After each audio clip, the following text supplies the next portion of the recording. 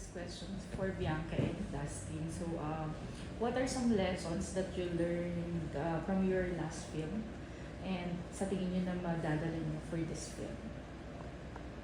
Well, for me, yung lesson talaga na tutunan ko working with Bianca is yung pagiging comfortable nakatrabaho siya. Kasi yun yung parang feeling ko magandang foundation sa gagawin namin ngayong movie. Yung parang advantage na rin yun for us na komportable na kami sa isa't isa. At alam na namin yung dynamics namin sa trabaho, alam na namin yung boundaries, alam na namin yung mga kaya at kaya pa namin trabahuin para dito sa pelikula namin. Ako, well, I answered this kanina, pero para maiba dun sa previous answer ko, isa sa mga natutunan ko, I feel like, is patience, especially with my emotions. Because our last movie was actually the first lead movie that I had ever done. So, na-realize ko na iba pala talaga siya sa mga teleserye or series because the whole setup is so different. So, you really have to take time in getting to know your character, and kailangan talaga maging patient ka kapag may gusto kong ipahiwatig sa sarili mo na certain emotion, and hindi lang siya basta-basta. Na-realize ko rin na, doon ko rin natutunan na ang emotions, hindi ka parang robot na parang pupush mo lang, okay, angry ako, okay, push ko to, sad ako. You really take time and you collaborate with your director na minsan may message mo pa, there in the morning, ganyan. So, hindi siya mabilisan. It's really a lot of patience. So, for sure dito sa susunod na project namin, may dadala ko yan. Ayun, for Bianca po, how does your connection with Dustin enhance or help you with acting and vice versa? I feel like in a way it's just easier kasi magkakilala na kami. Again, alam ko yung strengths niya, yung weaknesses niya, and siya rin sa akin. So, alam na namin kung paano titimplahin yung isa't isa. So, parang feeling ko, ako personally meron din akong certain kaba kapag kunwari may pinuportray ako na role and I'm acting opposite of him. Kasi parang kinikilala ko siya as another person, so may kaba pa rin. So yung kilig, yung natural pa rin. Tapos pag tinititigan niya ako, parang matutunan ako. Yung hindi ko siya nakikita as Dustin, but as the character. So I think that's what's nice about our dynamics, is that we get to separate work from our personal relationship. And to Dustin, Sorry, how does your connection with Bianca enhance your acting? I feel like yun nga, yung pagiging comfortable ko sa kanya, sa trabaho. Sobrang laking tulong kasi din sa akin eh. Kumbaga, pagka hindi ka familiar sa katrabaho mo o kung hindi ka comfortable, parang naapektuhan kahit pa paano yung pag-aarte. Ako kasi medyo sa totoong buhay, may pagka-shy type talaga ako. So, yung connection namin ni Bianca, sobrang laking tulong niya sa pag-loosen up ko bilang actor. Parang nawawala yung pake ko o mas na-deliver ko ng maayos yung mga lines kasi yun, comfortable na ako sa kanya. Ikaw, Direk, tag ka as master of kilig and hugot. Yes. So, what are some things that you're always incorporating your story to keep them as grounded as real as they? Na yung relationship, yung quality ng relationship, malaking factor dyan ay kung paano yung characters as individuals. Kasi pag pumasok yung dalawang tao sa isang relationship, dala-dala yung trauma from the past, from their childhood. Factor dyan yung kung paano sila kung paano yung tingin nila sa buhay in general. So, when creating characters for a romance movie, talagang sinapsycho-analysis ko sila. And that way, yung characters ko hindi sila nagiging parang flat. Talagang parang totoong tao sila na may dahilan kung bakit sila the way they are sa present time ng story. Doon lang ako pinaka nagbabase. Siguro everything that unfolds from there, may tendency na mag-resonate sa mga tao kasi totoo. And there's a high chance na makita mo yung sarili mo dun sa journey ng characters. So far, sir, kamusta naman yung si Bianca and Dustin? Ano na po ba yung parang first stage? May nagawa na po ba? Ay, wala pa. Mag-shooting pa lang kami. Pero nag-acting workshop na kami.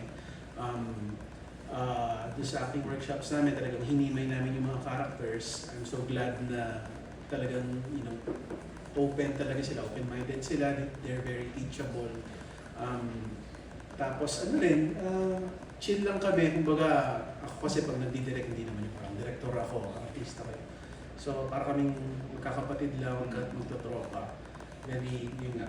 Importante rin kasi na komportable ako sa actors ko kasi gaya ni Dustin, na rin ako, may pagka-introvert din ako minsan. So, it's important sa akin na kaya namin mag-joke-joke pero pag trabaho. Ayun, Direk. So, you mentioned na hindi pa kayo nag-taping or hindi pa kayo nag-shoot. So, what are you looking forward to your actors and actors in this film? Ang nilook forward to ko lang is kung ano yung nakita kong promise ng workshop, sana madala talaga namin sa set. Kasi syempre pag nasa set na, ang dami ng factors, may time constraints, may time pressure, daming distractions kasi ang daming nangyayari sa workshop kasi controlled environment, di ba? Pero tiwala naman ako sa actors ko na kaya nila yan kasi dumaan din naman sila hindi naman sila ganun kabaguhan sa showbiz. So, alam na nila yan. So, excited lang ako na talagang mabigyan namin buhay yung script na sinulat ko. For Bianca and Dustin, paano nyo sa tingin nyo? Ano yung Dustin and Bianca na makikita namin dito sa film na to? Yung pagkakaiba dun sa last movie siguro. Siguro mas malawak yung pag-explore namin dito sa pelikula namin ngayon.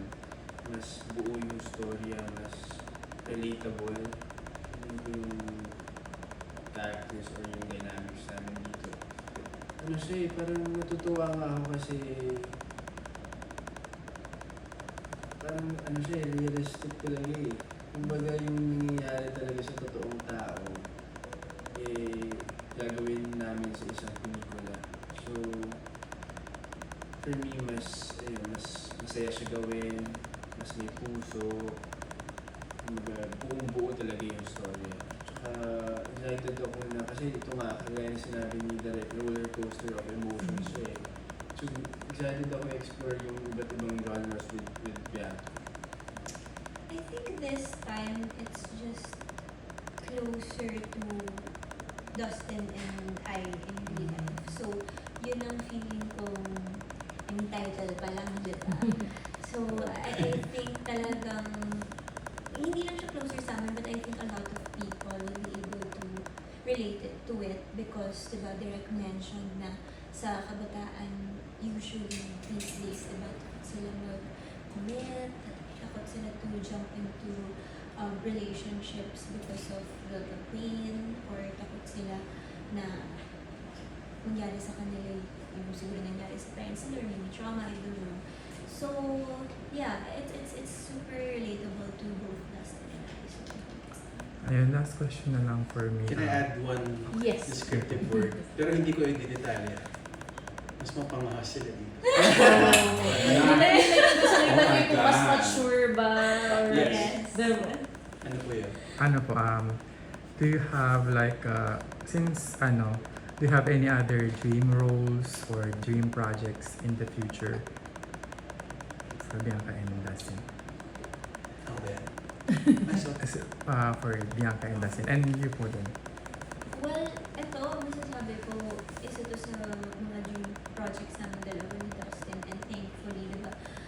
natupad na, and bonus na lang rin na si Direk JP pa yung gagawa isa pa sa mga dream directors namin. So, yeah. Ako for me, lagi ko sinasabi na, well, madami kasi ako pangarap na roles. Madami akong, bilang artista, hindi ko nililimit yung sarili ko sa mga genres, sa mga characters. So, lagi ko sinasabi na pangarap ko yung horror, pangarap ko yung romance. Pero, feeling ko, sa ngayon, at this point, ito yung pinaka pangarap ko kasi again buo siya. Dati nanonood na ako ng mga pelikula na rom-com drama,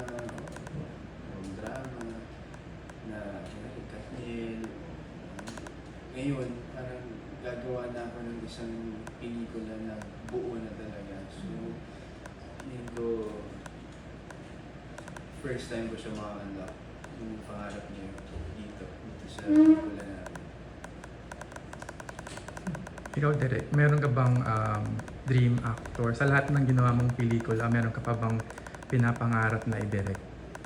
Wala akong specific na masasabi na pangarap. Kumbaga, kung posible nga lang lahat ng mga artista na nakikita ko sa TV or sa mga pelikula, makatrabaho ko. Parang nandito lang ako enjoying the ride. Meron akong mentality na kung sinong ipagkaloob sa akin ng universe, di ba? I will make the most out of it. So, ako, since aside from, of course, isa sila sa pinakasikat na young love team ngayon, I feel very blessed na pinagkaloob sila ng universe sa akin para sa project. Pwede ko bang paki-elaborate yung mapamahas? Last question na po tayo. 10 minutes na po 10 tayo. minutes na tayo. So, kailangan na. Okay po. Kung ano yung iniisip mo, yun yun. Kailangan na lang po natin. Thank you po. Thank you everyone. Thank you po. Last photo. Thank you.